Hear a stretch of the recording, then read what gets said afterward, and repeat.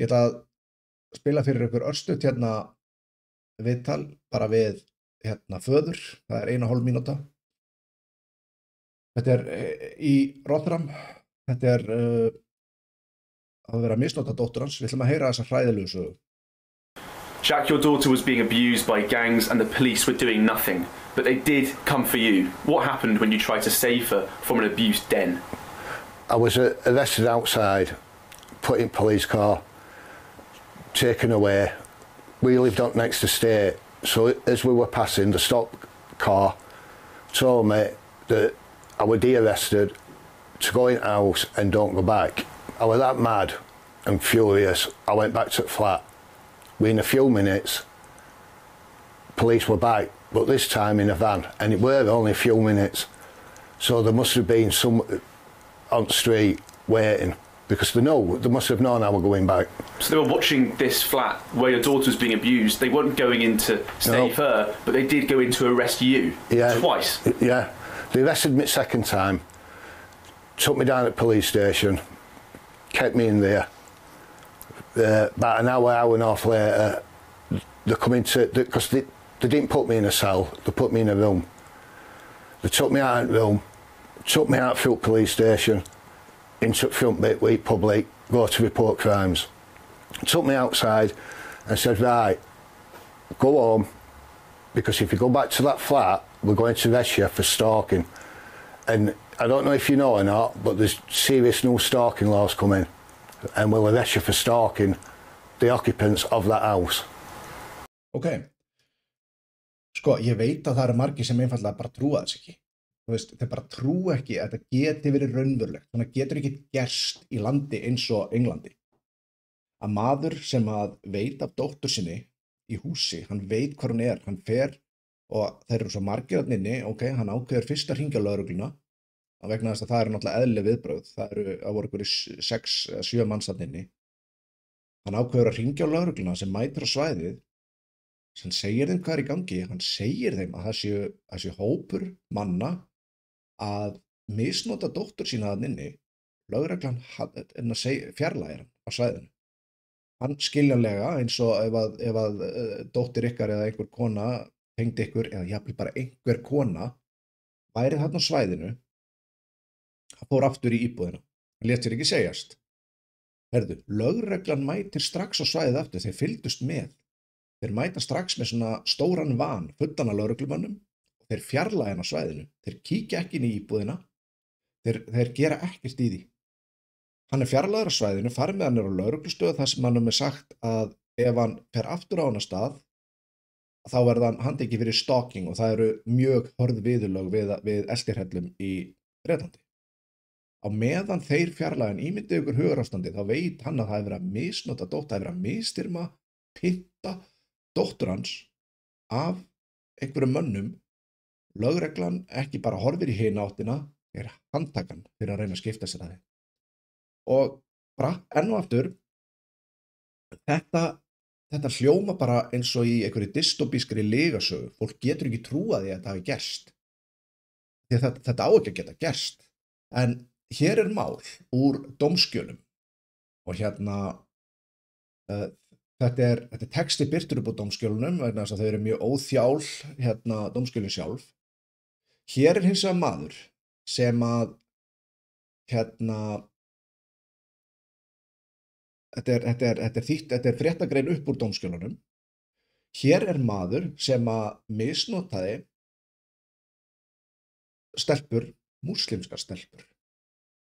Og þetta er maður á múslimskum uppruna, Jamal Mohammed Rahim Uy Nasir, ok? Flott, hann var sakfelldur fyrir það. En hlustum aðeins núna, a child molester who abused 2 Asian girls er alltaf notað yfir þennan núna, því að Asian, þá hugsa allir sko, þú veist að þú hugsar Kínverja og Japani þegar þú tala Asian, ekki Indverja eða Pakistana.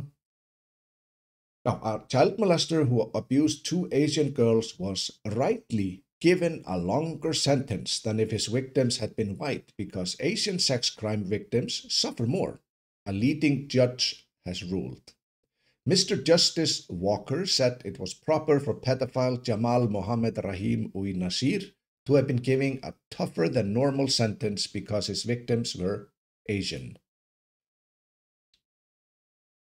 That the victims were Asian had been factored in as an aggravating feature when passing the sentence. Sem sagt, með öðrum orðum gerði það svona að hatursglæp og alvarlegri glæp. She stated that the victims and their families had suffered particular shame in their communities because of what had happened to them. Additionally, there were cultural concerns that the girl's future prospects of being regarded as a good catch for arranged marriages might be damaged. Lawyers for Ul Nasir of Liversedge, West Yorkshire, argued at London's Criminal Appeal Court that his sentence had been unfairly inflated, but their complaints were rejected by Mr. Justice Walker, who said the victims' fathers were concerned about the future marriage prospects for their daughters.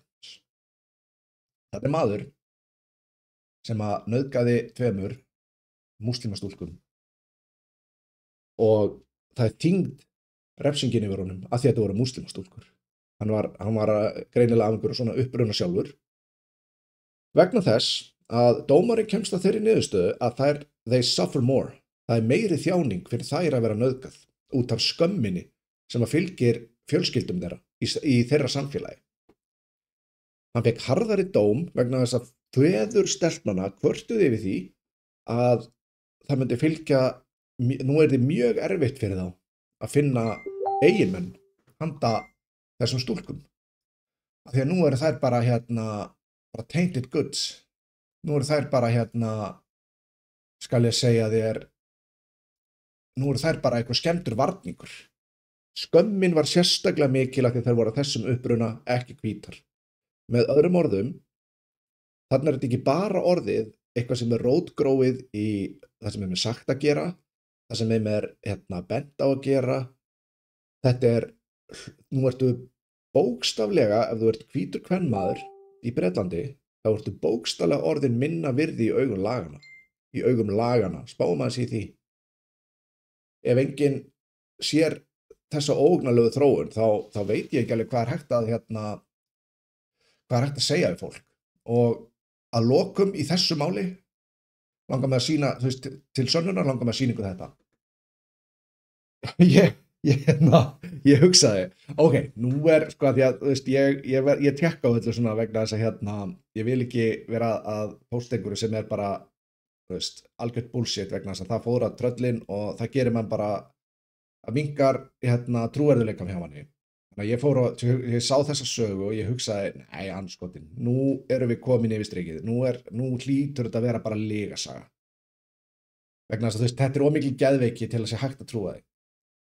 England forced the last guy who was stabbed by a terrorist on the London Bridge to take de-radicalization classes because they feared that he might become anti-Islam. Og þetta gaur sem að stöðvaði stungumann á Londonbrúnni 2019 og hann réðist á hann og tók hann niður og hann var stunginn hans í leiðinni en þetta bara hero.